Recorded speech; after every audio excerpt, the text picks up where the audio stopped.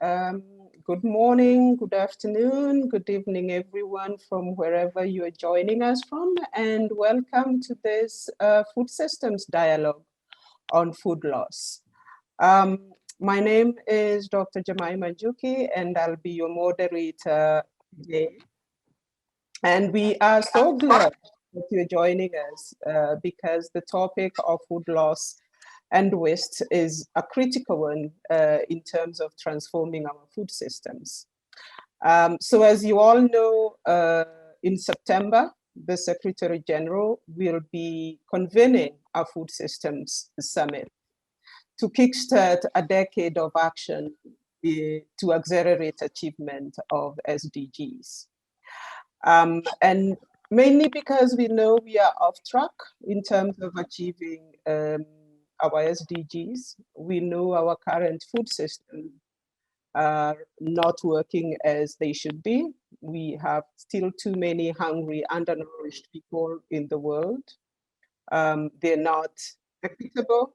And at the center of all this is the issue of managing food loss. And so this is such a timely conversation to be having at this point in time.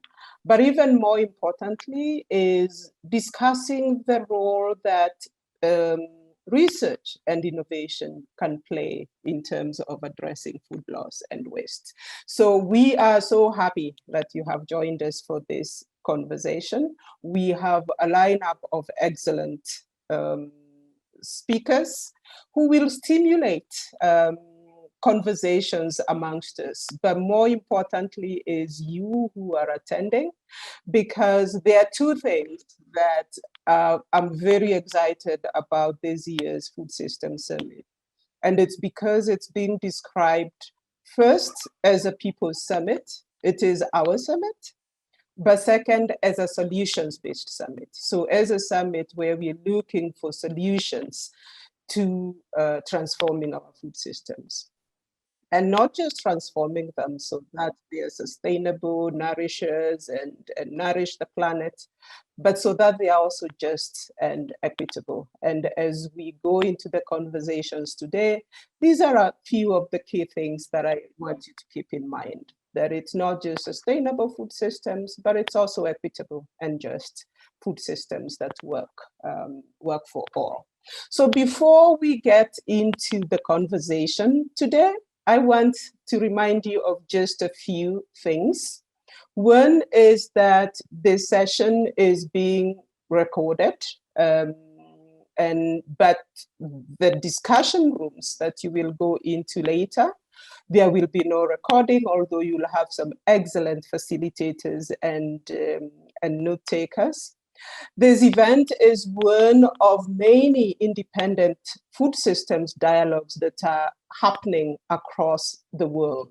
And I'm particularly really excited about this one, because even from the speaker lineup, from the people who have registered for this dialogue, it's people from around the world, and I'm really looking forward to getting this rich exchange of ideas and solutions. So we want this to be a really genuine dialogue. You can change your view depending on what view you want to see. If you go to the top right-hand corner of your screen, there's a view there, depending on whether you want to see just the speakers or the whole group of people. Please, the choice is yours. There'll be some hashtags provided on the screen for tweeting. So please, we don't want to just engage those of us that are in the room, but we would like to engage others as well in terms of what are some of the things we are discussing, what are some of the solutions that we are proposing for addressing food loss. Now, without much further ado, I would like to introduce two of my favorite people that are really at the forefront of working on food systems research, and especially on this topic of food loss and waste. First, Professor Andrew Campbell.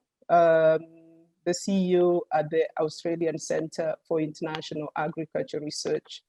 Over to you, Andrew.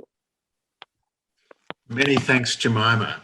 Hello from Canberra, and welcome everyone for joining us from right across the world for this United Nations Food System Summit dialogue on food loss.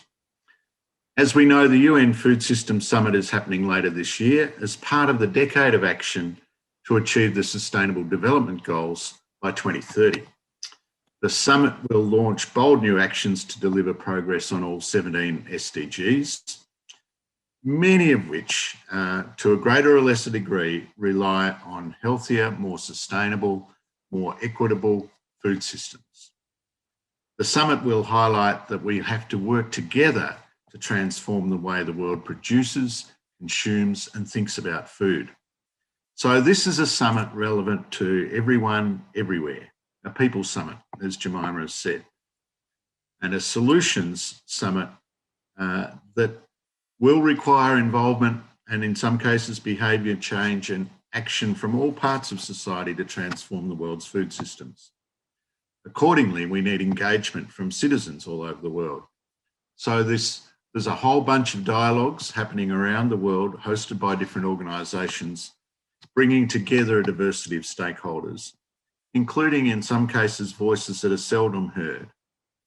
And I'm delighted this evening to join with my good friend and colleague, Dr. Jean Lebel from our Canadian friends, the International Development Research Centre, to host this dialogue on the crucial issue of food loss. Over to you, Jean. Yes, good day, everyone. Thank you, Andrew, for your kind words. Jemima, pleasure to see you again, as we have been partnering in crime for many years, and all of you that are following us across the world. I'm speaking to you from Ottawa, which is built on unceded territory of the Algonquin Anishinaabe population. It's a real pleasure to be with you. And as we know, food loss and waste has been identified as a key challenge for the future sustainability of the planet.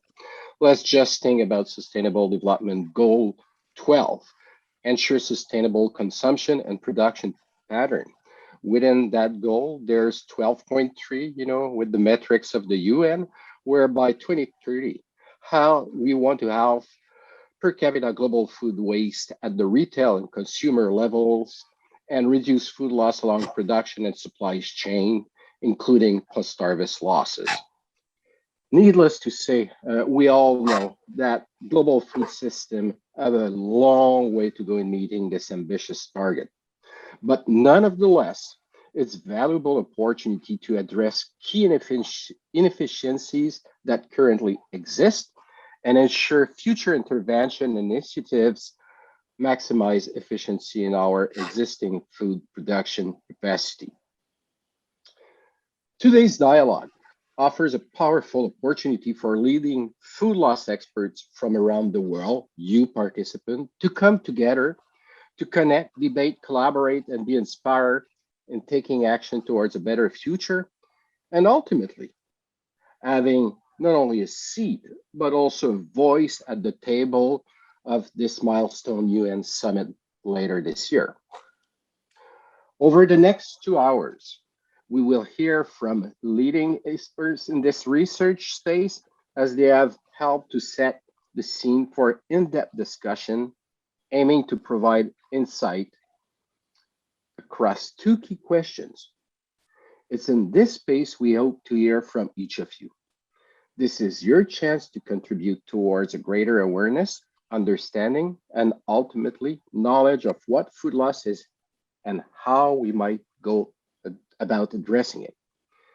On behalf of ACIAR, all the team over there in Canberra and various parts of the world, and my colleagues at IDRC here in Ottawa, as well as all over our regional office, we thank you in advance for your participation and look forward to engaging with you over the next 2 hours. Thank you very much, everyone. Again, Andrew, a pleasure to share this event with you. And Jemima, back to you. Thank you so much, Andrew and Jean, for hosting this dialogue that is so much needed. And now we are very privileged to have our High Commissioners with us. And first, I would like to turn to Her Excellency Natasha Smith, the Australian High Commissioner to Canada. Over to you, Your Excellency. Thank you very much, Jemima, and good morning to everyone from Ottawa as well. And I acknowledge that I'm joining you from the unceded territory of the Algonquin people, and I pay my respects to their elders, past, present, and emerging. Thank you so much for the invitation to join this. As Andrew knows, ACIAR is an organisation very close to my heart, and I was very closely involved through the Commission just before I came into this role here. And just it's such an honour and a thrill for me to be involved in something that really is bringing the best of Australia and Canada together to address such a critical issue. In terms of the food loss issue, 1.3 billion tonnes of food are lost or wasted a year, a staggering third of all the food that is produced. And this food is lost or wasted. And if we're actually going to achieve the SDGs, if we're going to address food security, it's loss we can't afford to have. And it's not just the food that at the end product, if you like, that is lost, but it's all the factors of production that go into that food that is also critically lost in the process as well, be that water, be that energy, labour, capital. And of course, the waste goes somewhere, and that's what's also then impacting on our global greenhouse gas emissions, is the waste that then ends up in landfill around the world. So actions are needed, and they're needed locally, and that means each and every one of us, as well as globally. And the solutions are going to be, behavioural. We've got to change the way people think about food and the way people engage with their food as consumers. But it's also about the producers, it's the retailers, it's those involved in supply chains. Technology will be part of the solution. New and innovative ways of doing things, of production, of transport, of selling food, I think will also be part of it. Now, Australia and Canada are guilty because we waste food. We're big at the waste end of things. Unfortunately, for developing countries, it's more a loss in production. So both equally tricky issues to address, but both critical issues to address if we're going to achieve the SDGs and achieve food security. A huge congratulations to ACIAR and IDRC, not just for the cooperation today and on this critical issue, but I know how deep the cooperation is between the two organisations around the world and on a whole range of important issues. Thank you again for inviting me today. Thank you for partnering on this. And to all the experts who are joining us, thank you in advance for all the great contributions I know you're going to make over the next couple of hours, and the great contribution I know this dialogue will then make as we go into September to the UN Food Systems Summit. But thank you, and I'm really looking forward to hearing some of the discussion. Thank you so much, Your Excellency, and for reminding us that it goes beyond innovation to thinking about behavior change across the whole value chain, but also that local action is needed and investments need to go where there's greatest impact. And now I'll turn over to His Excellency Mark Lawson, the Canadian High Commissioner to Australia. Over to you, Your Excellency. Thanks, Jemima, and I do want to recognize that I'm speaking from the traditional lands of the Ngunnawal people, and to recognize their elders past, present, and emerging. So I also recognize that I'm speaking now fifth in the line of people setting the context for this conversation, and to recognize that my comments will build on those of Jemima, of Andrew, of Jean Lebel, my friend. It's been a while since we've seen each other, and my good friend and colleague Natasha Smith.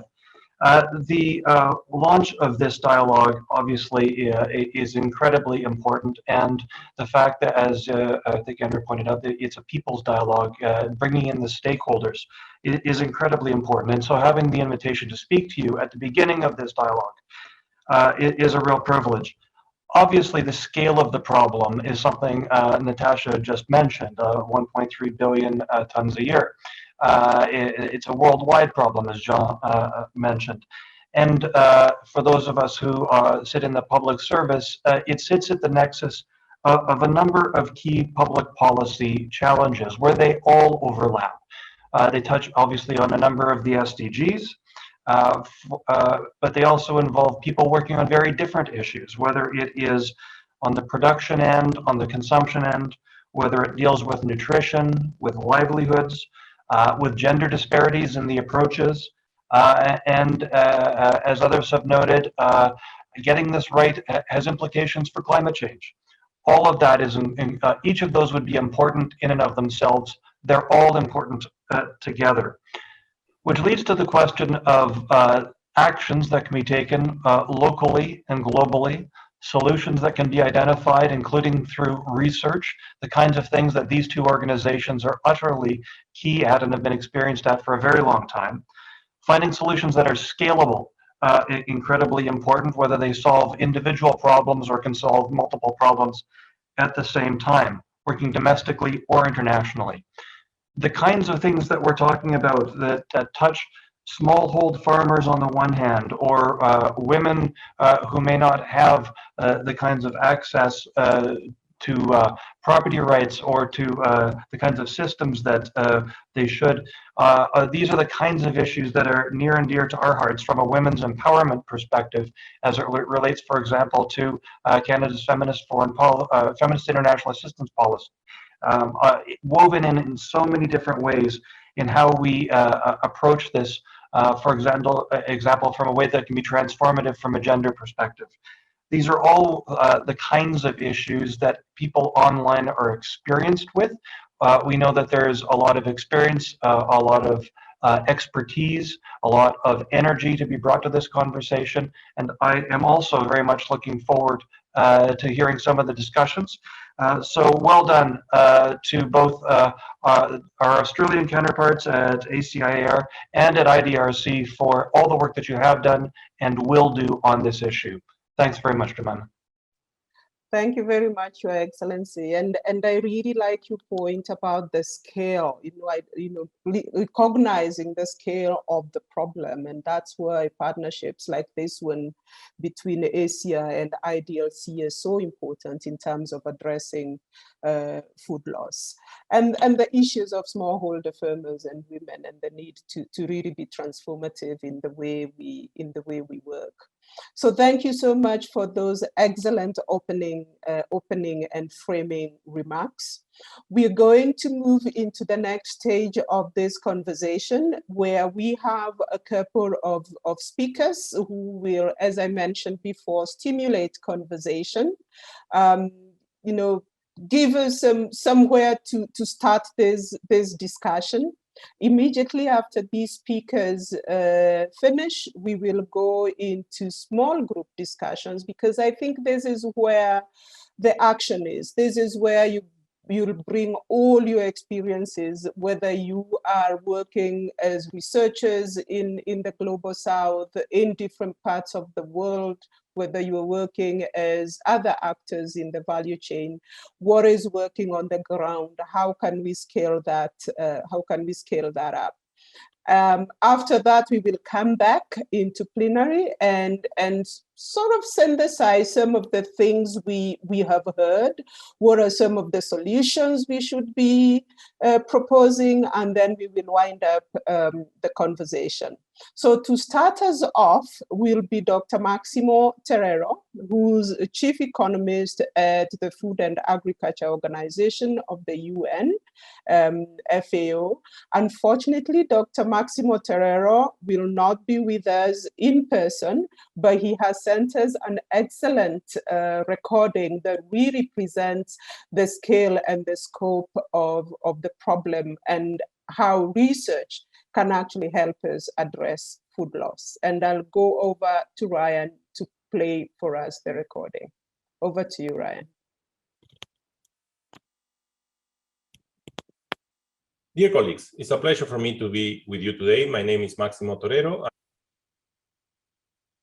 I am the Chief Economist of FAO. The topic of this dialogue is very timely for us since FAO has ramped up its efforts in a number of areas relating to food loss. These are reflected in the 2019 State of Food and Agriculture report on food loss and waste reduction. The report acknowledged the need to move from advocacy towards effective action by providing improved estimates for food loss and by examining the complex ways in which food loss and waste affects food security and the environment. In particularly, it acknowledges the important data gaps that still stand in the way of a comprehensive analysis and calls for better information and collective action by all countries so that we can identify the hotspots across the value chain where food loss occur and we can find effective solutions to them. Now, let me share with you some core results on the presentation that we found in this report. First, it's important to focus on food loss and waste. In 2011, FAO raises awareness about the food loss and waste by estimating that 1/3 of the world's food production was lost or wasted, raising concerns for productivity, food security, and environmental impact. Since then, the issue assigned increased attention and is now reflected in the 2030 Agenda of Sustainable Development Goals. More specifically, SDG Target 12.3, calling for food loss and waste reduction. Now that we know that food loss and waste is an issue, we need to move from awareness towards effective action. And this requires more careful and precise information on how much food is lost and wasted and where. The SDG monitoring framework intends to precisely overcome this data gap. Efforts by FAO and the UN Environment, UNEP, are currently underway to measure progress towards SDG 12.3 through two separate indices, the Food Loss Index, which captures losses from post-harvest to wholesale included, and the Food Waste Index, which captures from the retail to the consumer. The Food Loss Index is handled by FAO and the Food Waste Index by UNEP. SOFA 2019 releases FAO new global estimate for food loss on estimate, which is 14%. First estimates for food waste by retailers, consumers, and restaurants were released in March 2021 by the UN Environment and are approximately equal to 17%. Therefore, the initial global estimates of 1/3 provided by FAO in 2011 and the new and improved estimates fall more or less in the same ballpark. The tension and concern raised by 2011 report was fully justified. But the point, as I mentioned initially, is how we can improve these estimates. So based on the results of the 2019 report, the value of losses is upwards of $400 billion per year. And in terms of greenhouse gas emissions, food loss is associated with around 1.5 gigatons of CO2 equivalent, corresponding to nearly 1/6 of the agricultural emissions. And please note, we are only talking about food losses. From a nutritional point of view, this is equivalent to more than 1,000 trillion milligrams of phosphorus and more than 350 trillion milligrams of magnesium. These estimates are lower bounds because pre-harvest and harvest losses are not included in the food loss index. The magnitudes of impacts in these different policy relevant dimensions is a call for action. Surprisingly, little is known about food loss and waste, but the SDG monitoring framework contributes precisely to bridging this gap. As the custodian of the food loss index, FAO is releasing improved estimates for food loss and updating them as new information becomes available. At the regional level, estimates range from 5 to 6% in Australia and New Zealand to 20 to 21% in Central and Southern Asia. In terms of commodities, roots, tubers, and oil-bearing crops report the highest level of loss, followed by fruits and vegetables. And remember, 3 billion people today don't have access to healthy diets. Now, when we try to move away from the global estimates to a more comprehensive analysis, what we found? First, a global estimate helps to promote advocacy and awareness and to identify for which regions and commodities the issue is more prominent. But it does not provide information on the magnitude of food loss and waste across regions, commodities, and supply chains, which is useful for identifying where the interventions will have the greatest impact. To produce the first estimates for the food loss index, FAO gathered more than 500 studies on both food loss and waste. Even though the food loss index's focus is on measuring losses, FAO took the opportunity to also gather studies on food waste. This meta-analysis constitutes the most comprehensive study on food loss and waste today. It allows to detect food loss waste varies, the variability across supply chain stages, commodity groups, and regions. But what does this figure tell us? It shows a close-up of losses and waste percentages for cereals, pulses, fruits, and vegetables at the retail and wholesale level in 4 regions. Each line represents the median, the vertical line, meaning that half of the reported losses have levels equal or greater than this value and half less. Then, of course, you have the upper and the lower bounds of the distribution of the information for loss and waste. Now, as part of the ongoing work of food loss and waste, we also edited a special issue on the Journal of Food Policy in January 2021. The editorial piece of that special issue is titled Reducing Food Loss and Waste, 5 Challenges for Policy and Research. And we tried to bring all the background information we collect for the food loss and waste report of the State of Food and Agriculture. Essentially, we wanted to have a work on measuring and monitoring food loss and waste, assessing the benefits and cost of food loss and waste reduction and trade-offs involved, designing food loss and waste related policies and their limited information, understanding the interaction between the stages along the food value chain, and preparing for shifting relative importance of losses and waste as economies develop. Each one of the 14 articles in the special issue touches one or more of these 5 areas, which I feel are fundamental if we want to tackle food loss. There is a real need to advance research on food loss and have this research accessible to decision makers. The link between research and policy objective for reducing food loss and waste is important. In this respect, I would like to close with some insights based on the work that we have been doing in FAO. The first point I want to make is that the social and environmental impact of a reduction in losses or waste depends on where the loss or waste was taking place geographically and along the value chain. A first element of innovation is therefore to target actions that they are effective in improving livelihoods. For example, for greenhouse gas emissions, reduction of waste is where it is the most successful. And this happens at the consumer level and will be more effective. The second point is that for effective action, we need to better information that currently available on how much and where food is lost or wasted. Closing this information gap is a priority for FAO, and several steps towards this goal have been taken. As part of the SDG monitoring process, FAO has generated improved estimates of food loss released in this report.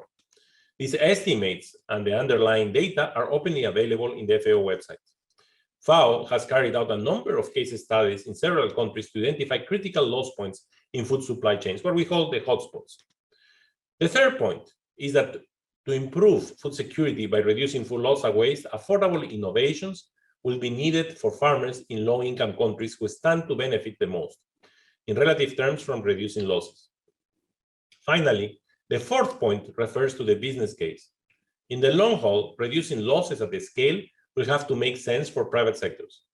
Systemic changes such as charging for waste, avoiding subsidies that maintain prices artificially low, accounting for negative externalities of food production, all affect the incentives of private actors to avoid losses and waste. Clearly, in low-income countries, all innovative public-private partnerships to invest in food system infrastructure will be key. So we are facing a case of a triple win. Food loss and waste reduction will improve the use of our natural resources, land, soil, water, will reduce emissions, will improve the productivity of farmers.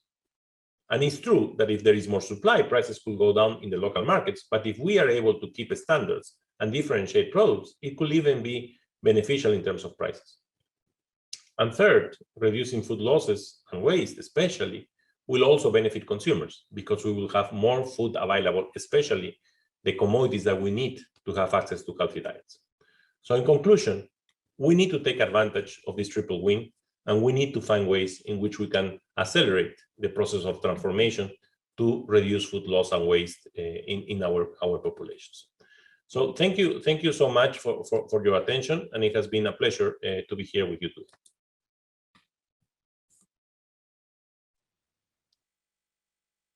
What an excellent framing of the issues. I actually like this focus on moving from advocacy to action, moving from knowing what the problem is to actually having some guidance on where to make investments that will have the greatest impact in order to get this triple win that Maximo talks about.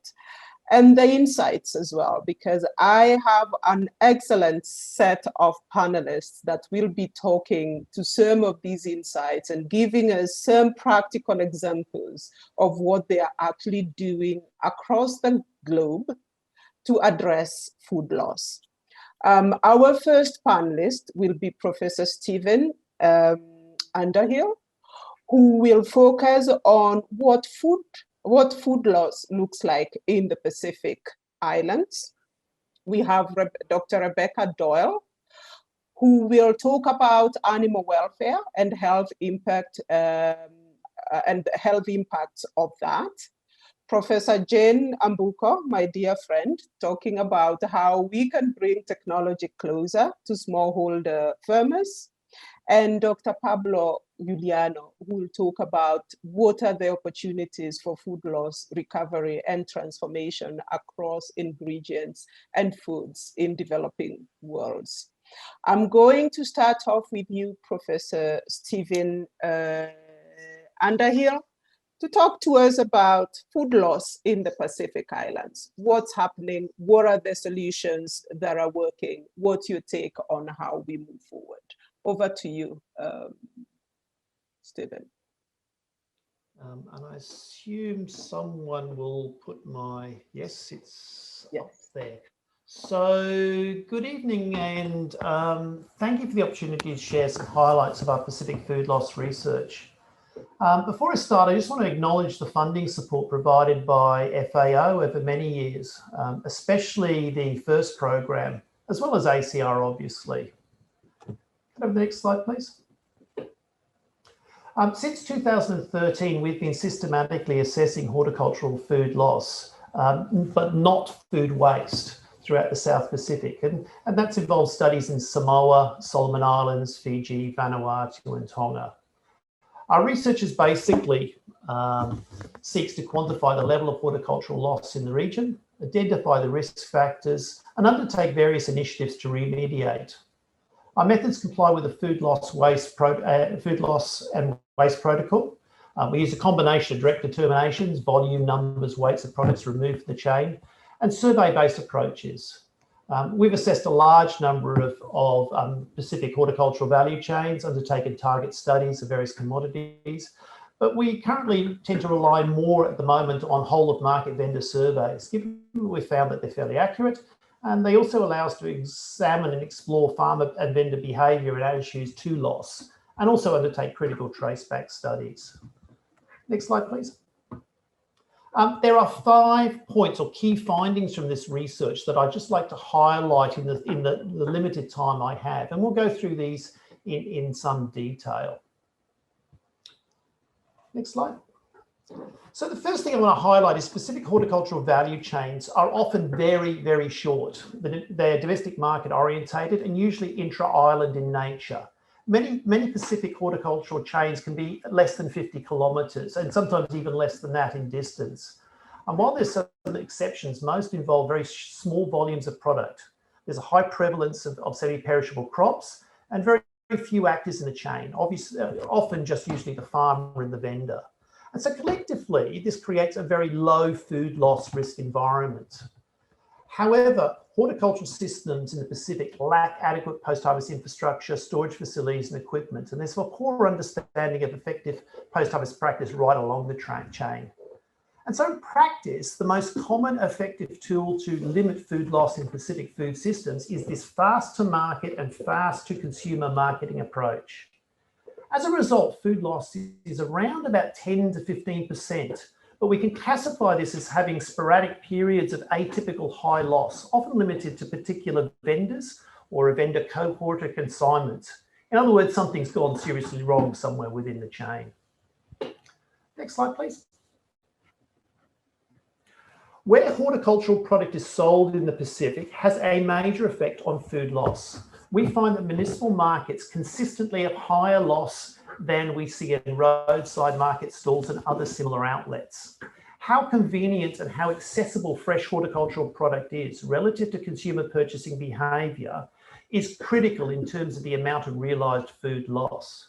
Now, this becomes really interesting challenge in that food consumer purchasing behavior and mobility is rapidly changing in the Pacific, especially in places like Samoa and Fiji. Next slide. We believe that food loss has a major influence on Pacific production systems. To explain this, there tends to be a poor correlation between horticultural transport distance and the level of loss that we see in many Pacific markets. We also rarely see Pacific horticultural vendor loss consistently exceeding 15%. Our current thinking is that once individual market vendors regularly exceed this 15 to 20% threshold in loss, the vendors start to realign their supply chain to source different product or source from different farm locations as a strategy to reduce their losses. In Solomon Islands, we see evidence that this feedback loop, driven by food loss mitigation, influences the production practices in terms of which crops farmers grow and the level of farm participation. Next slide, please. Counterintuitively, low levels of food loss can be just as concerning as high levels of loss. In a recent study of horticultural markets in Tonga, we found extremely low levels of food loss amongst a large percentage of the vendors. Actually, we needed to replicate this result multiple times to verify because it was so atypically low. When we undertook vendor surveys to explore this result, vendors appeared to be actively upregulating market supply as their primary strategy to reduce food loss. There are also other contributing factors unique to Tonga inside this result as well. So in a country like Tonga, which has some of the highest rates of dietary-based non-communicable diseases and multiple donor interventions aiming at increasing domestic horticultural production, we appear to have market vendors in Tonga actively seeking to control the market supply as their primary food loss strategy. Next slide, please. While fast to market and fast to consumer marketing systems tend to be effective in the Pacific most of the time, this strategy quickly breaks down during natural disasters, especially cyclones. Following a natural disaster, food loss in the Pacific rapidly increases, but the reasons for this are more complex than just physical crop damage and supply disruption. In Solomon Islands, we did a study of food loss following a major flooding event in 2014, and we saw, interestingly, the emergence of new temporary food systems, each with their own unique food loss challenges. And this involved alternative inter-island supply that didn't previously exist, increased participation by semi-subsistence farmers, and higher product prices, incentivizing farmers to transport more perishable products that they would have otherwise not sent. Next slide. So to wrap up, I just want to highlight some local examples of some food loss reduction innovation. First one I want to highlight is the Tafusi private market in Samoa. This has very, very low levels of loss, and it's achieved through adopting a drive-through market design that creates a high level of consumer convenience, effectively the McDonald's drive-through model of the Pacific. And the amount of loss difference that we see here compared to the municipal market just down the road is quite noticeable. Next slide. Market vendors in the Luganville markets in Vanuatu have adopted an attendance roster. And this one simple administration change based on restricting vendor attendance to 2 days on a rotational basis creates a whole string of subsequent changes, and reduced food loss being one of the inadvertent benefits. Next slide. And finally, the Fiji government's new roadside vending stall initiative. Now, Fiji is one of the few countries in the region that place some importance on roadside markets and creating this market decentralization process. And we'd be encouraging to see these sort of models. And obviously, you can build on this design with various minimum infrastructural spends. Next slide, and last slide. In conclusion then, the Pacific food systems tend to have very low levels of food loss due to the nature of the value chains that support them. But a lack of adequate infrastructure and human capacity means that there is very little food loss resilience in the system. So when things go wrong, they go seriously wrong in the Pacific, and you get disproportionately high losses. Thank you. Thank you so much, Stephen. I was actually really intrigued looking through your slides and just listening to you because of the nuance that you have brought into your research. You know, this idea of the types of markets, the production systems, different supply chains, different stakeholders, and the different types and levels of losses that happen there. But also the issues of, you know, that interventions can work, but we need to be aware that they could potentially risk excluding, especially farmers who are far off from markets. So thank you so much for that really well-nuanced analysis of food loss in the Pacific Islands. I will move to our next speaker, who is Dr. Rebecca Doyle, speaking on how does animal welfare and health impact food loss. Unfortunately, due to a very last-minute personal emergency, Dr. Doyle could not join us in person, but she's also sent a recording that I hope really helps to put across this aspect of animal welfare and food loss. Over to you, Ryan, for Dr. Rebecca's recording.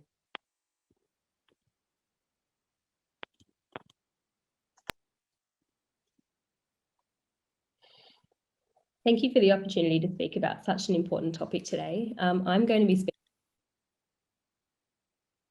speaking about livestock food losses.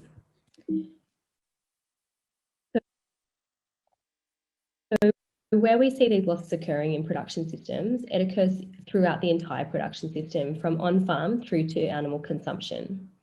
The examples I'm speaking about today are coming from meat production systems, but the same would apply in milk and in poultry settings as well.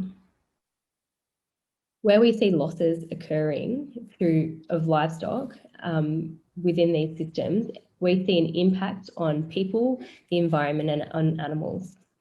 So the impact on people from these livestock food losses are a reduction in the amount of animal source food available for that household to consume, but also a reduction in income for that household to use as well. From an environmental perspective, it represents a loss of resources because resources obviously going in to produce these animals. For any animal that isn't at its peak productivity, by the time it goes into being used for human consumption, that represents an impact on the environment. And then finally, we also see from an animal perspective, livestock food losses represent poor animal health and poor animal welfare. As examples from our research that we see where livestock losses occur on farm, we see, for example, in Uganda, 33% of smallholder pig farmers describe having greater than 20% mortality in their piglets. So that's animals that never get to become productive, animal losses that occur from birth. That means that animals never produce for their owners. They can never have that return on investment. We also see high mortality rates in goat production systems in Sindh in Pakistan, for example, with 29% kid goat mortality in these systems. These are two small snapshots of these livestock losses that occur globally in all different production systems. Where animals do survive, we also see livestock losses on farm through poor productivity or poor quality of animals. For example, in traditional Ethiopian livestock systems, 32% of cattle are skinny. Those skinny animals are going to be producing less meat when they go to market. They're going to be more susceptible to disease as well, so that's a health impact. And they're also going to be less likely to be able to reproduce. So again, their efficacy in the system is reduced, and that represents a livestock food loss or lost opportunity. Post-farm gate, we see losses occurring in all components of that production system as well. So once animals are sold, there's a risk of losses either through animal mortality or carcass damage, even through bruising, for example, or injuries during transport. When animals actually get to the slaughter point, we can also see losses in a different way. Looking at our data from Pakistan, 66% of commercially slaughtered goats were thin, and 14% of those, which represents, a lost productivity. So each animal has the opportunity to have, more productivity than what they're being slaughtered at.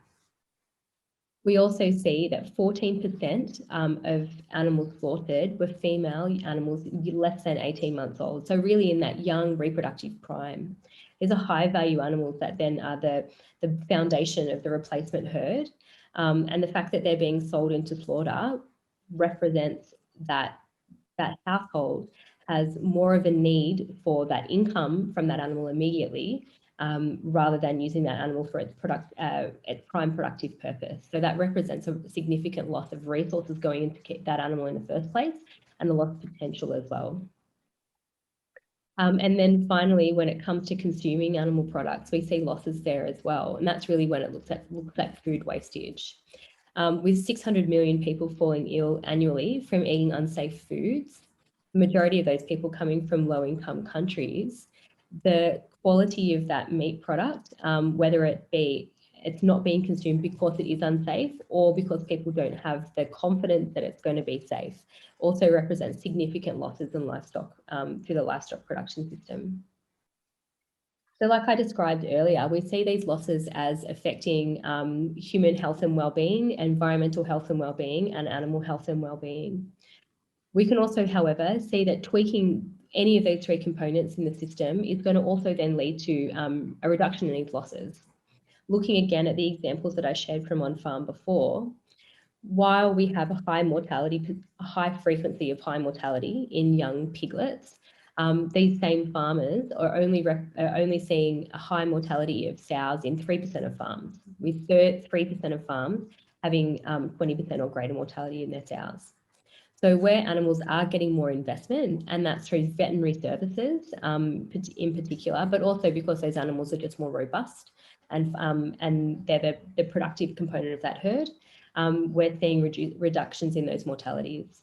Moving on to the second dot point, so that young goat mortality on farm, we saw a halving of that mortality with strategic feeding. So small amounts of high quality feed being provided to young animals had a dramatic reduction in that mortality. So again, a strategic investment of environmental resources and farmer economic resources was having a significant return and keeping those animals alive and reducing that wastage.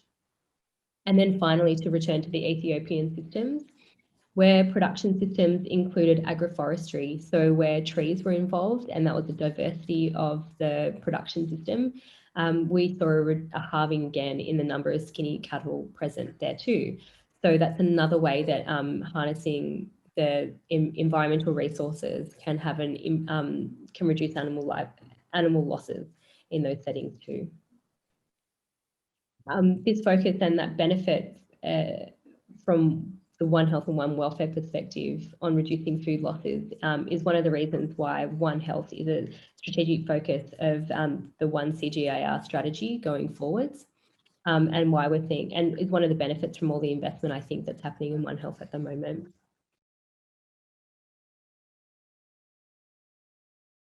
So with that, I just wanted to say thank you very much to the funding bodies that have funded this research, as well as to all of my collaborators listed on the right of the slide. And thank you for the opportunity. I hope this has sparked a couple of thoughts around the challenges that we see for livestock production systems around food loss.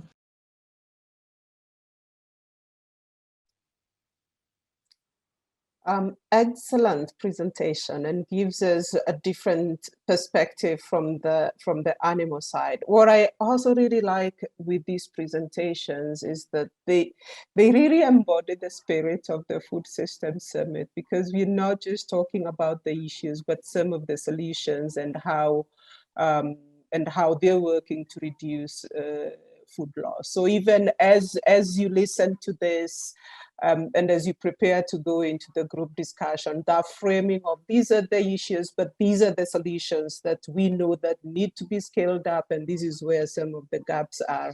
I did forget to mention, if you have any comments on these presentations, please put that in the chat, and some of the responses will come with the recording. So without much further ado, I would like to go to the next presentation by Professor Jane Ambuko on how we bring technology closer to smallholder farmers that actually need them. How do we co-develop these technologies with them? How do we bring them to smallholder farmers so that they actually can use them? Over to you, Jane. Thank you so much, Jemima, for the opportunity. I'm really honored to be on this platform with the great speakers that have gone before me. I'm honored to be among you. And I just want to, the previous presenters have mentioned the word smallholders featured quite a bit. And so I am one of the academia who works very much with the smallholders. And all along we've been trying to find solutions that work for smallholders. Next slide, please. So I'll be talking about how can we bring technologies closer to the smallholders. So Maximo in his video presented a bit of the losses scenario along the supply chain. This is an adaptation of the food loss and waste data from FAO report 2011. And you can see in sub-Saharan Africa, most of the losses occur upstream at early stages of the supply chain. And so, like he already said, we got to know where the critical loss points are so that interventions, address the challenge. So the three questions that we ask ourselves, what are the drivers or the causes of the losses? Are there any technologies that can be used to apply to reduce the losses? And most importantly, what I'm going to talk about today is how do we make these technologies or innovations accessible to the users? Next slide, please. So our users, in this case, I'm going to focus on our smallholders. So there are many interventions or technologies that we can, apply to reduce food loss and waste, and they're enlisted there. But I'm going to focus more on the technologies and practices. So one of the things that we have failed to do and we're trying to do is to take stock of the technologies that are there. Which technologies are there to address losses at the various stages, and which ones are working? Which ones can we scale? So we need to really take stock of that. And then for us, as remember, we've been told that we are researchers, we have to find solutions. That's our call to action. So how do we do adaptive research for new technologies so that they're fit for context? And of course, we need to develop innovations also or technologies that are suited for our context, because not all apply. Like the previous speaker said, you cannot copy and paste and imagine it's going to work. So we have to do develop our own and do adaptive research for the new innovations. Next slide, please.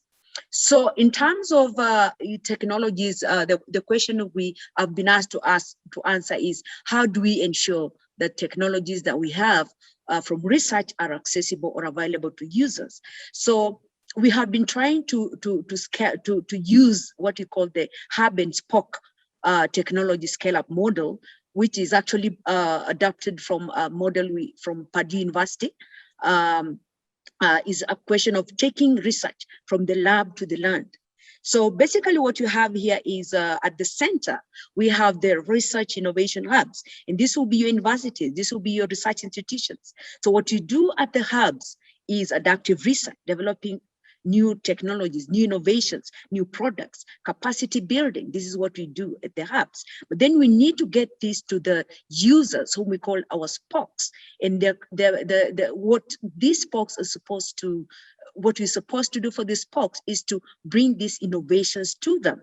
So you can see the arrows in on this model. They are two-way, meaning that it is not that we just take technologies from our labs to the users. It's reiterative. So we get to work with them, and I'll show you how we're working with one of the spokes in a reiterative manner to ensure that we get to know, are these technologies working? What are the challenges after we've taken them to the farmers? Are there any issues that are arising from the application?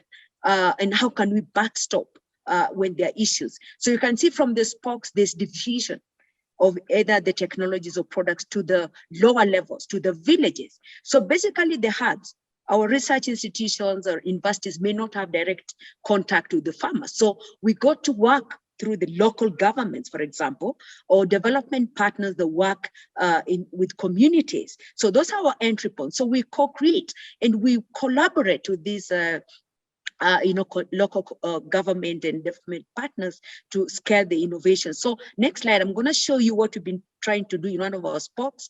Next slide, please. This is one of our smallholder aggregation centers. What we've done is, scale research on low-cost cold storage innovations and low-cost small-scale processing technologies. So what you're using for this center, for example, which is in one of our countries in Kenya, is first of all, we have brought the lab to the village. So these technologies are there. And what is happening in this kind of spoke is that users, for example, other farmers have quick access to the spoke. They can actually visit and see how is this technology working. Next slide, please. How is this technology working? So that when they exchange farmer to farmer, it's easier than when we exchange researcher to farmer.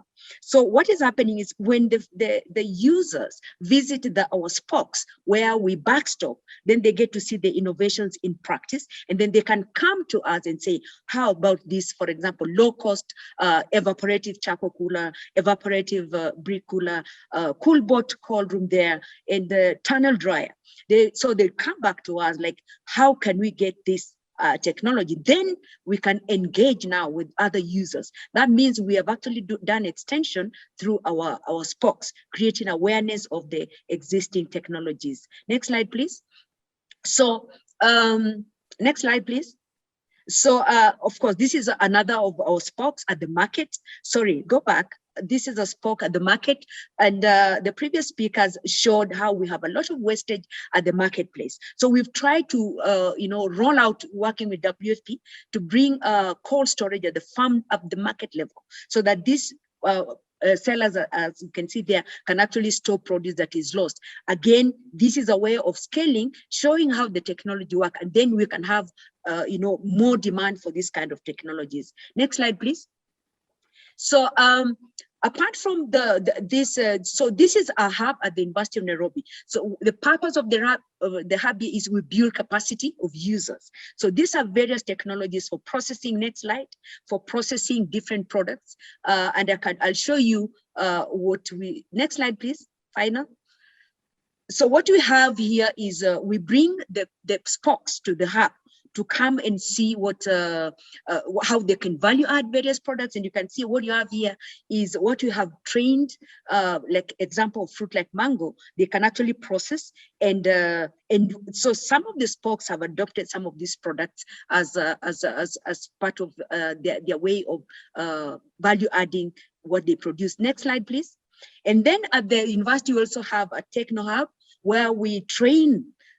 We do adaptive research for cold storage technologies, and we use this kind of hub not only to demonstrate how it works, but also we train practitioners who can then adapt whatever is useful or applicable in their context. Final slide. So with this kind of technologies that we've just shown, I've had to, next slide. This is what is happening at our hub. Final slide, please. So what are we saying with the Jane, how many final slides do you have? This is the very final one, okay. Jemima. 30 seconds. Thank you. So what we have here is just to show you what would cold storage do for smallholders. They can aggregate their produce, they can negotiate for better prices, they do not have pressure to sell, and whatever is not sold can actually be processed into high value products which fetch better value for them. Thank you for extending my time. Thank you for your attention. Thank you so much, Jane. But I do like it's a new way of doing research where I really like your expression of from the lab to the land and making sure that farmers are connecting at their level to actually share technologies and learn. So thank you so much for that. And our final presenter, I will go to you, Dr. Pablo Juliano. Dr. Juliano will talk about what are the opportunities for food loss and recovery and transformation across ingredients and foods. Over to you, Pablo. Thank you very much, and thank you for the opportunity to speak here today. It's a true honor to share this time with all of you. I would like to. Can we go to the next slide and the next one? There you go.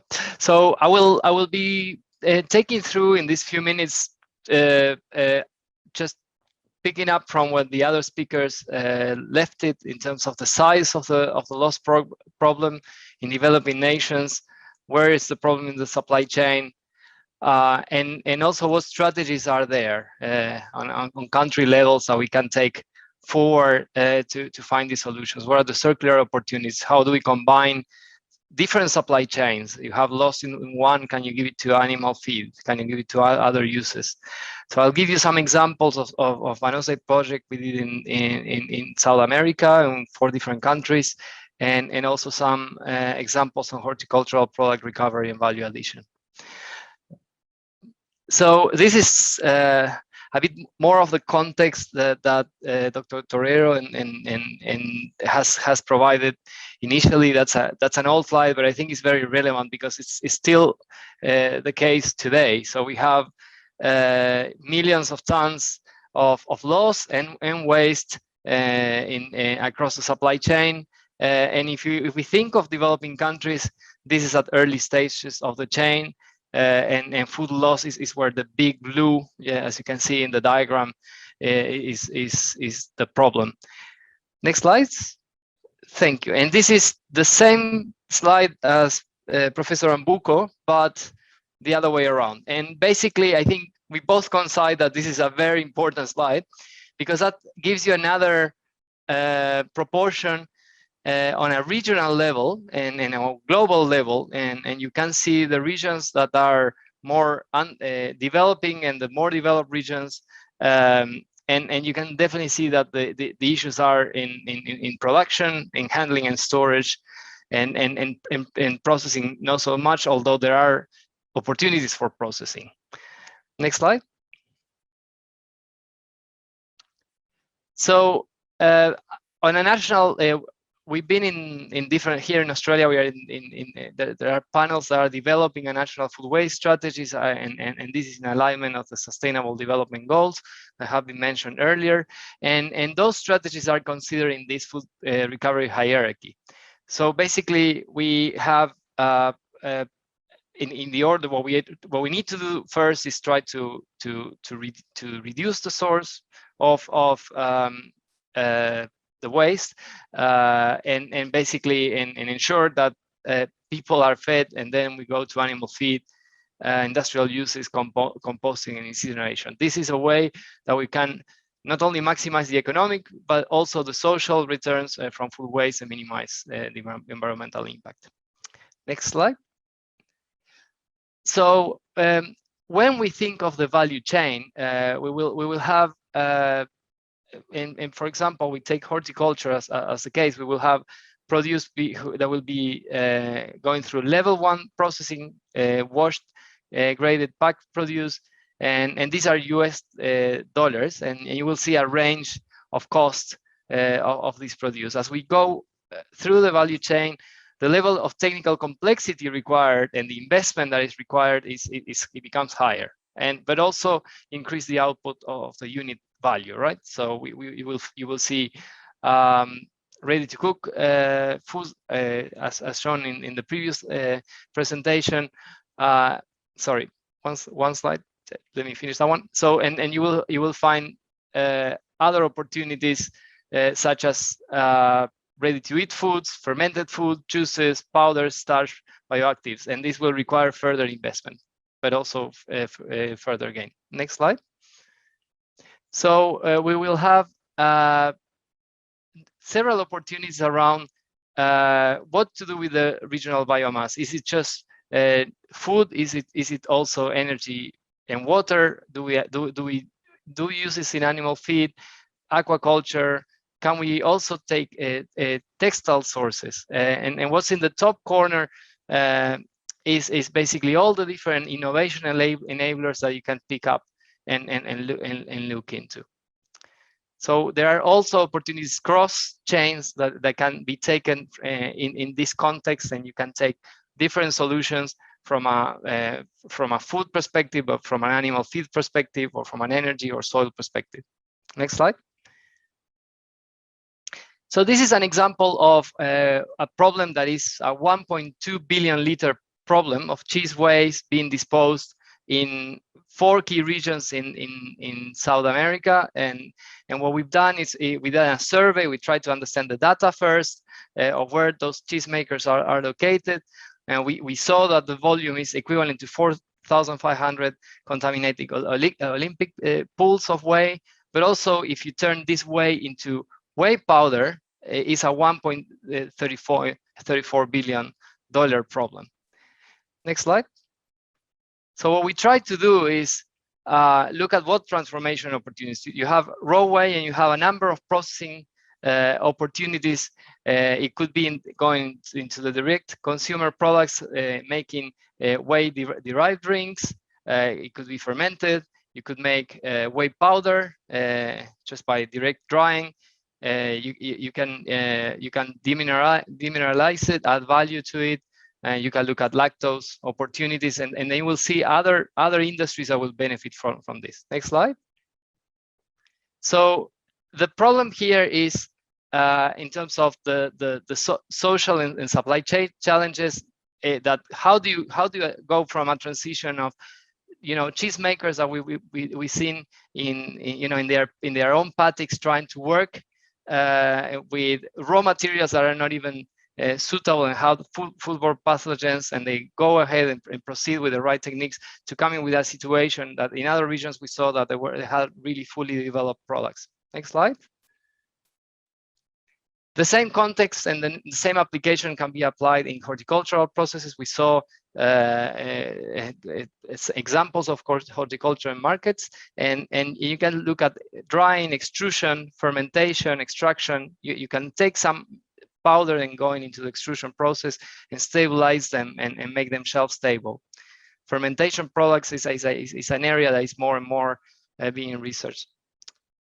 An example is an example of powders or snacks that have been, and we have an example of a company creation, and here is when the entrepreneurial mind comes in, and is as an example of a company that Saro has co-created, looking at powders and looking at locking those nutrients and looking at the right drying technologies, but also have to be affordable for the reality of the region.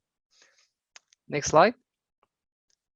Another example is on leaves. So are we thinking right on the source of the raw material? We need the right source of the raw material. Needs to be of constant quality. It produces a lot of challenges. This is the case of the cowpea leaves that are high in protein. And there's a project ongoing with Social Action Kesho Congo looking at to enhance the iron level and the protein level in cookies. Next slide. So there are a number of tools, and you can, and I won't go a lot into this, but you will see different tools that you can take from a innovation and science perspective. And next slide. That if you put them together, will give you a number of solutions and opportunities. And some of it can go into the group discussions. Yes, and this is the final slide. Sorry. Oh, Oh, thank you so much, Pablo. I really like what you've been saying about this biocircular economy and the example of cheese. Maybe in my early life, I was a dairy technologist, and that's such a real problem when so much of the byproduct is going to waste. So really, really interesting perspectives. So thank you all so much for those excellent presentations. As I mentioned,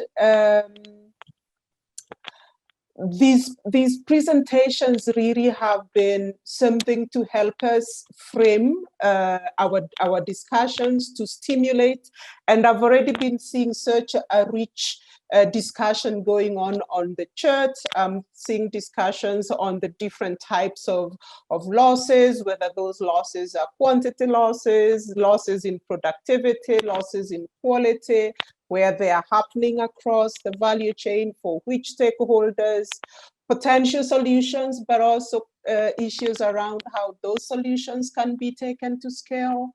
Different ways of doing research, spoke at hub models, the One Health approach that helps to sort of have this triple win of people, animals, and the environment. So the conversation is already starting, and we will be moving now into the next stage of going into discussion groups, because you've heard from the speakers, and now it's your turn to talk about where do you see things, what are the different types of losses you are working around, what are some of the solutions that you see working, what are the different ways that we can work together to scale this so that we have impact.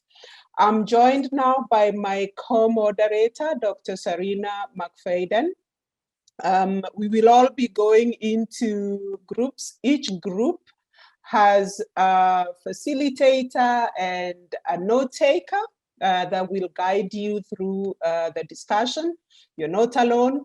There are two main questions that we will be answering in the discussion groups. What do you think are the different dimensions to the problem of food loss? And we've already been hearing some of those from our speakers. But also, what do you think we can do to facilitate the development of locally relevant and socially inclusive solutions to food loss? We especially want you to focus on the issue of inclusion, gender equality, the involvement and engagement of youth, how we ensure that those who need these solutions are part of developing them, but that they can also use them. I'm now going to turn to who's allocating us into groups. I think we already know who's going where, right?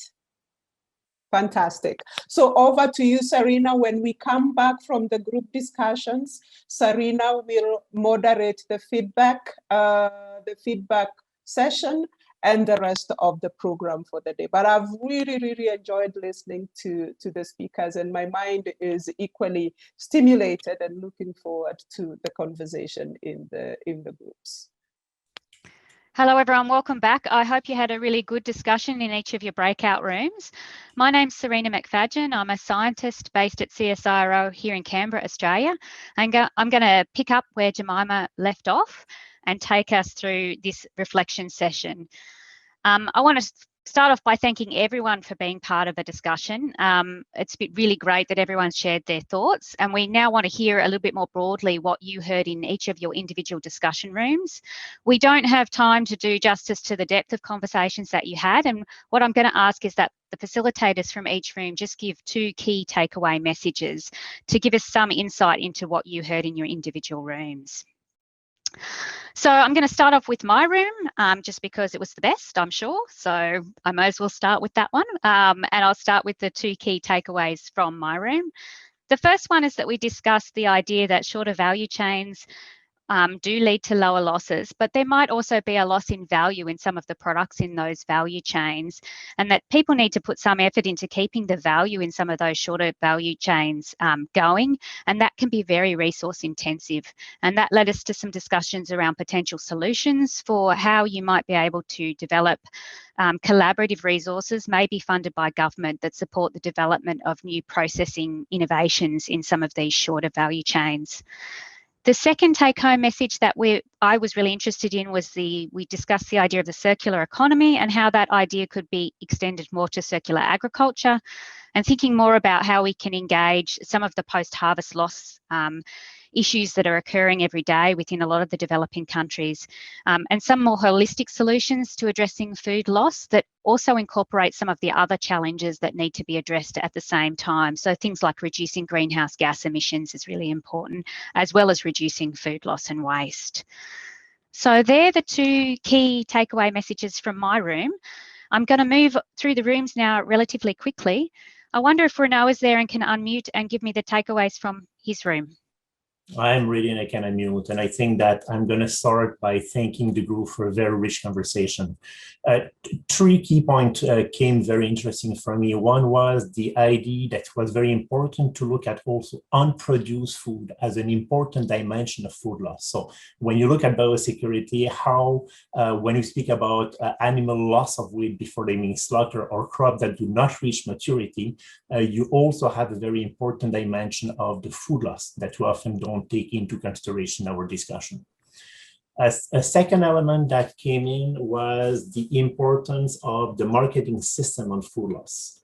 How the capacity to access the market and to sell at the right time or the wrong time did impact on the value, economic value of the crop and income for producer, but also on the food loss, and how the consolidation of small producers in clusters or aggregators that can help them to be linked to the market could actually be a very important element to reduce food loss for those very, very small producers. We spoke about the fact that the incentive was very much important to also create the demand. So not only accessing the market, but creating incentive for people to purchase. And the last point that I'm going to try to bring is the fact that as we design intervention to reduce food loss, we need to be very cautious and be very aware of the fact that intervention might help to reduce food loss, but increase the economic value of a specific community, which does impact on gender relation, on how those crop or commodities can be actually either consumed by the household or be able to be benefiting women or some of the vulnerable groups. So those were some of the key points I think that came from our groups. Thanks. Thank you very much, Renaud. Irene, are you able to unmute and give me your two key takeaways? Thank you, Serena. I would be delighted to, and also pass on my thanks to everyone in the group for sharing their knowledge and experience. Our first takeaway is don't just focus on the sexy crops. It's not all about fruit and vegetables. Don't forget the food loss in grains, corn, rice, those crops that provide the greatest number of calories to many of our smallholder or many developing countries, and for which there are really significant technologies available in developed countries. And the solution is to really look at translating what's an enormous body of research into technology solutions relevant to smallholders. So the bid, don't forget the grains. The second takeaway was all about awareness. You know, this group, we're talking about food loss, but there was a belief that awareness of the issue is not as widespread or as in-depth as we need to really deliver good interventions. We need good data. We need to understand the behavioural aspects of food loss and food production. And that data needs to be provided in such a way that policymakers can take it, understand it, and use it to support interventions in the food systems we're talking about. So awareness, please, data, please, and keep talking, please. Thank you, Serena. Thank you, Irene. Next up, we have Santiago. Are you able to unmute? I think I am. Yeah, apparently here. Yeah, of course, our panel actually, our group probably was the best group, Serena. No, being serious. Two key messages. One is we actually have been talking a lot about how the discussion around food losses actually is so connected to the strategy to fight some of the major challenges of society these days, one into the climate action or even to the inequalities that we see. Climate action, because we see, I mean, the opportunities on reducing and the impact of the food losses in the whole climate change challenge. And in that space, we actually question what about the hidden food losses? Are we really measuring everything, or even the problem is bigger than we even think when we have the macro data that we have seen from many of the panelists? The other thing is the critical impact that food losses has across the value chain, in particular in women. And we discussed, for instance, in the situation of COVID and the impact of COVID in food security and the impact of COVID in markets, etc., how automatically the most affected in that trigger effect of the challenge are mostly women. So we have an opportunity of using food losses as a strategy to fight two of these crises, and how the impact is not only in prices or quantity, or the quality as well has an impact in the health, in the nutrition of the consumers. And I think in that space, the key message is don't forget that the producers, the smallholders, are both producers but also consumers of that foods. And that dynamic, I think, sometimes is forgotten. It's like we have two different groups when they, in many cases, are the same one. The second discussion that has kept most of our time is the disconnection in many cases between the policymakers and the practice, the disconnection between the farmers, researchers, advocacy, and policymakers. And in that space, actually, how we can improve the need of a better communication and understanding and sharing of the innovation. And in that space, we have a question of what is the role, how we bring youth as the new actors, and how we bring some of the new technologies to really create a real innovation shared space where north-south, south-south, south-north space is really the one that brings the vendors in the markets can adopt and adapt the different solutions that we are seeing and how that can be increased. Thank you very much, Santiago. Kazmi, are you there? Yes, I'm here, and let me share what my group has done. Thank you very much for all of my group mates. I think we had a very good discussion on two aspects. One was that there is a loss on both sides, on quality and quantity, and the issue is that farmers are not getting the price for the quality if they produce, so they don't tend to focus on quality out of the farm gate. So their concern is that they should have a better quality up to the farm gate, and beyond that they think that it is the job of the market forces to do the quality sort of thing, and then that's why their return is less. And our group has a discussion on that we need to bring in the innovativeness into the farmer's mind, that in order to have less losses of the food, they also need to innovate new ideas and use new technologies.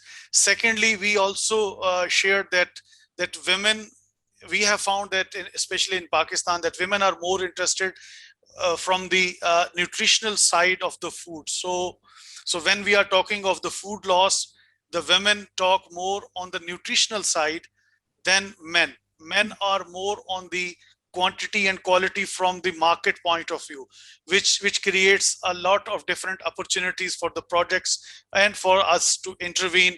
And I think that could be a very good intervention, that we can have more focus on the quality from the women's side and the nutritional side, and then on the market side it is men. The second point was about that technologies needs to be according to the local needs. There are different challenges and different attitudes and cultural differences across the region, but some of the basics, as shared by one of my colleagues, that some of the basics has to be can be replicated. For example, SPC is looking at a system approach, which is an example shared by our colleague from Pacific, which is very interesting. And I think that is something which can be replicated, but it has to be adjusted according to the local need. Thank you very much. Thank you, Kazmi. Editor, can you unmute and give us your two key takeaways? Yeah, will thank my group for their contributions. It was a lot, but I also encourage them to type in the chat their takeaways, because I'm only going to talk about 2. So we had one of the takeaways that we need to test the assumptions on food loss, because we need to understand what is the scale, the nature, and the impact of the food loss. And the discussions pointed to there are different actors and we didn't want to understand the laws. For example, like people who operate restaurants, can they put in place regulations that encourage people, incentivize people to serve what they can consume so that they won't have a lot of waste in that? And at smallholder level, they need the knowledge that will lead to the change of attitudes and behaviors, because from the experiences we shared, we realized that like farmers could be making the loss and having waste, but they are not even aware. They are not even concerned that they are losing, their food. It's just wasted, but it's like, it's what they are used to. So can they have the knowledge to understand that they need to really save this food and not waste it, and then they can be able to take on the technologies. The other takeaway are the different dimensions that we've had. We added a dimension on nutrient loss, so food loss, food waste, and nutrient loss. And then the interactions of the human behavior, the policies, and the technologies, and the multi-actor collaborations that are required to be able to address the different dimensions that others have alluded to, that include the culture, the policy, and the technologies, and how they are packaged and delivered to farmers. So I will stop there. Thank you very much. That's excellent. Next, we have Julianne. I'm very glad that the discussion from our group will be captured in the reporting, because it's very hard to give that to everybody. There's just so much value.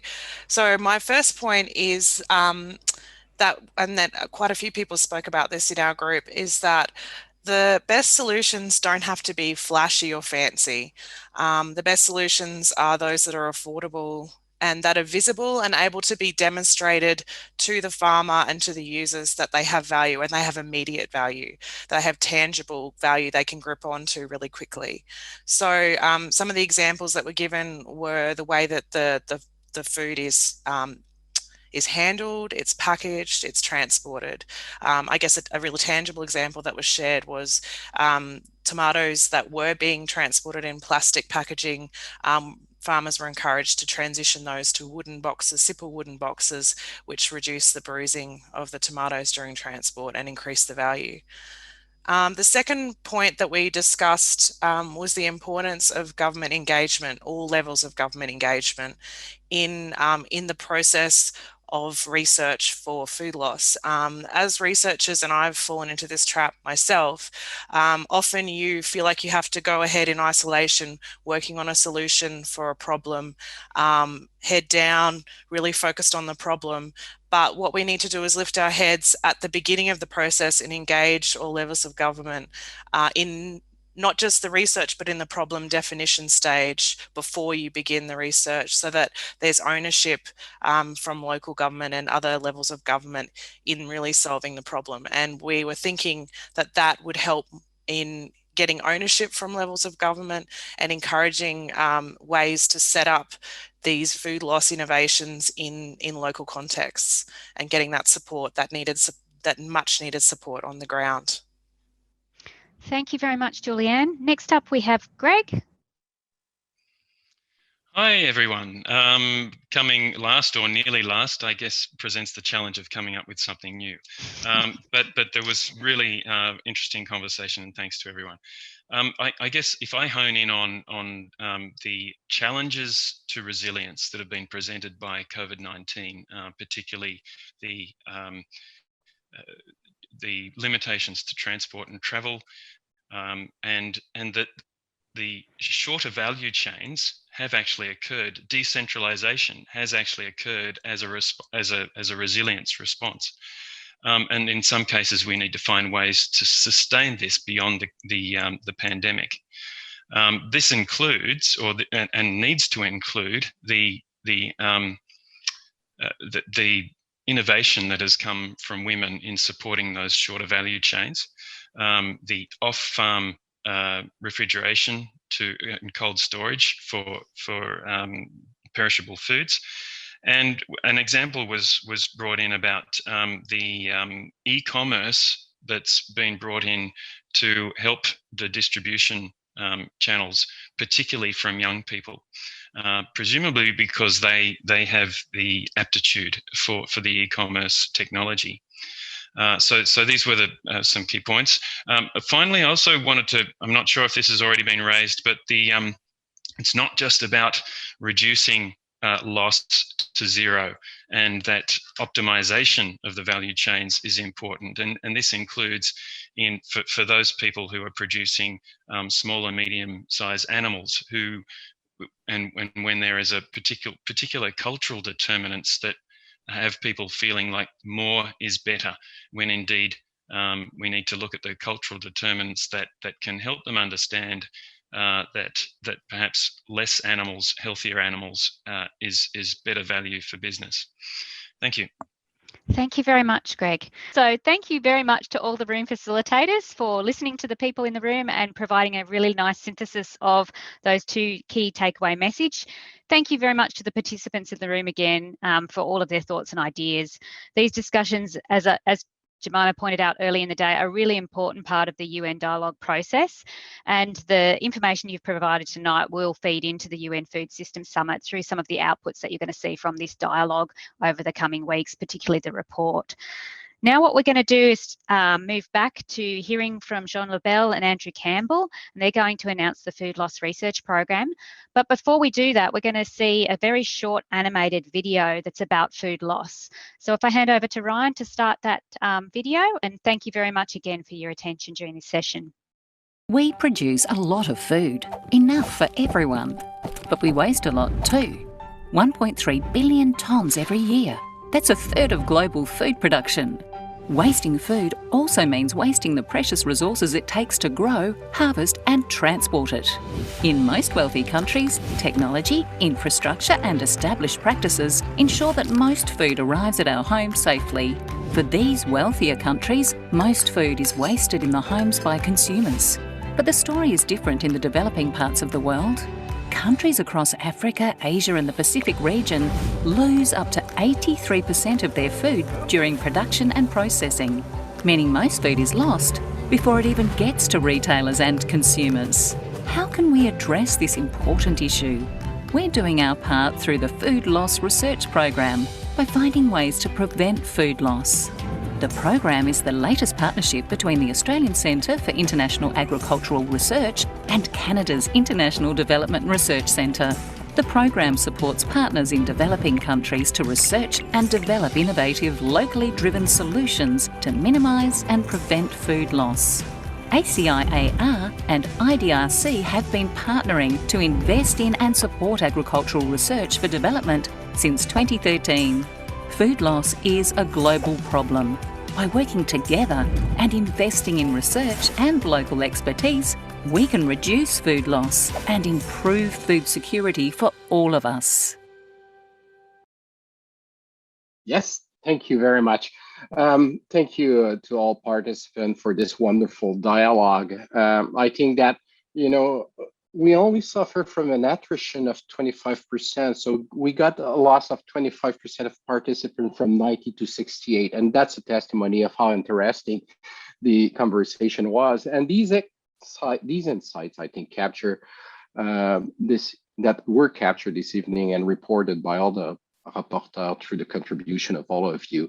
I think our progress are making valuable input in our progress towards understanding better food loss, and to bring this up to the United Nations Decade of Action as we progress towards the Sustainable Development Goals and to the UN Food Summit.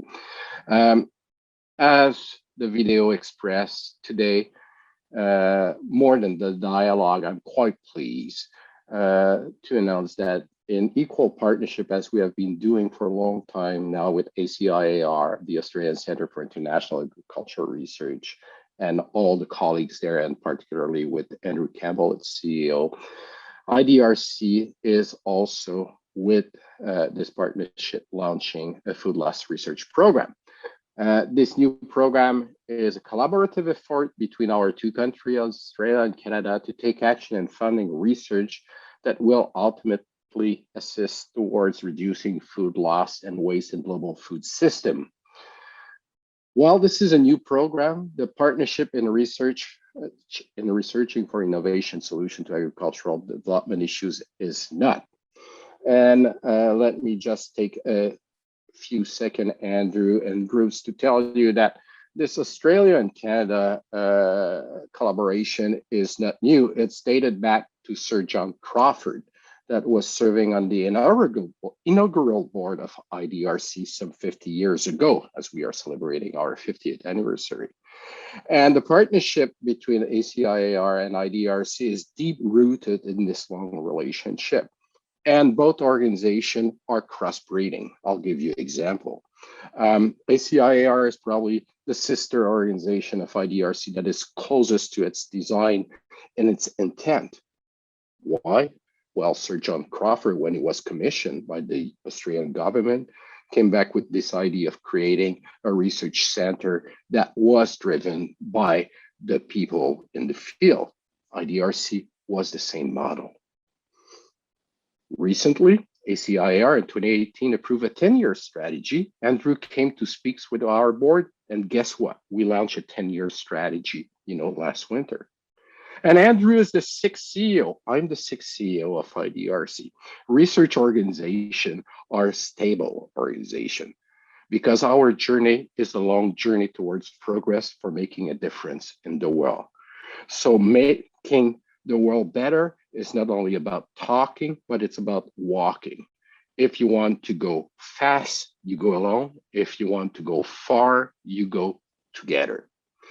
Therefore, ACIAR and IDRC have been collaborating since 2013 on food research, on equal partnership in funding, initially through a $15 million program, now a $25 million program, of which 20 million is allocated to the CULTIAF, the Cultivating Africa Future program, but where also $5 million was put on side for foresight and innovative thinking. And this is where the Food Future program came into action. And this will encompass the food waste research program that we are announcing today. We have proven through these previous collaboration that by working together, not only we go farther, we have also a wider reach and biggest impact. So it's a real pleasure now for me to pass the baton to Andrew and to thank everyone for their participation, both teams of ACIAR and IDRC for making this event so successful. Andrew, up to you. Merci bien, Jean. Look, this is a terrific event from our perspective. And the announcement of the Food Loss Research Initiative is, as you said, just another step in our journey together. And it makes no sense for us to be investing in research, which is one of the most sacred things you can do with public monies, in my view, to be doing it in duplicative ways when we have such big common challenges to be tackling. So back in 2019, both organisations joined forces to fund the Future of Food Impact Roadmap to help scope that foresighting exercise that Jean referred to. And I'm delighted that on this call tonight we have with us our former colleague Melissa Wood, who drove that project. And it was about identifying game-changing and potentially disruptive interventions that can bring about needed change. And of all the things that they looked at, they identified that one of the areas where we could get the biggest return from research investment was looking at food loss and waste. So this new research program, I hope, is just the first step of more initiatives that we're going to see to underpin the innovation needed to get us where we need to go. And as Jean said, we'll be working with partners in low and middle income countries across our region to develop locally relevant, locally driven solutions. And just to wrap up this evening's discussions, if anyone hadn't realised it before this evening that that food loss and food waste is a complex issue. I'm sure you do now. And I loved those early presentations, and particularly the salient point at the end of Stephen Underhill's presentation that be careful about your interventions because it's easy to do more harm than good. We need to understand these systems very carefully before designing interventions, and as was said from the group that I was in, zero is not necessarily the valid objective. Again, from our breakout group, there are some terrific lessons to be learned from this COVID experience in how food systems are responding around the world.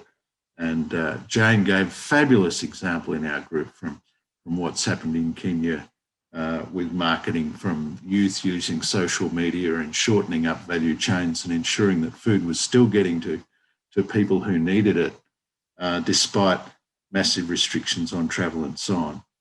So I'm convinced that there are win-win-wins to be had, but I'm not convinced that they're easy or quick or cheap. We need to be very careful about how we go about it. And it's a classic example of the need to take a systems perspective and to understand that whole system. And for me, it's very exciting that we're moving beyond the 20th century approaches of continually focusing on how to grow more and more food to now looking at the whole food system right through to consumption, and to be looking at nutrition, not just calories. And now to be thinking about food in the context of circular economies that manage waste streams in much more sustainable and resilient ways. So this is a very exciting research agenda as far as I'm concerned. And it's fabulous to be investing in this area, initially in a small way, but especially with our Canadian colleagues in the IDRC.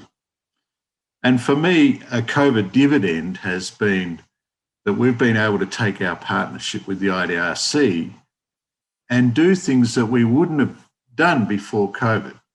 So for me, it's great to have a team of ACIAR colleagues and IDRC colleagues, not just in Ottawa and Canberra, but in Africa and in Pakistan and in Asia, being able to put on an event like this as one team, assisted by our friends in Curry Communications here. So this is, for me, another COVID dividend that I hope we don't lose in the future. And we will ensure that the outputs, not just of the small groups, the presentations, but also the chat, do feed up back into the UN Food System Summit processes, but we'll also ensure that they inform our ongoing research investments. So thank you very much to our colleagues in both organisations for the planning and delivery of this evening's event. Thank you especially to everyone who contributed and our expert speakers, but also participants from across the world. Thank you for joining us, and please stay involved with this Food System Summit processes. It won't be until some years in the future, I think, that we look back and figure out which of these dialogues contributed the breakthrough ideas. But history is made by those who turn up. And so thank you very much for everyone for turning up and participating this morning, this afternoon, this evening, wherever you are in the world. Thank you. And Andrew, a big thank you also to Serena and Jemima for hosting us today and keeping us on time. Well done. Thank you very much. Exactly, Jean. We don't just have our colleagues, we have our former colleagues that we never let go of. So, Jemima and Serena, well done. And hello to all the friends I've reconnected with in the chat. So have an enjoyable evening, afternoon, or morning, and we will see each other in the future. Thank you very much, Andrew. Bye-bye, everyone. Cheers, everybody. Thank you.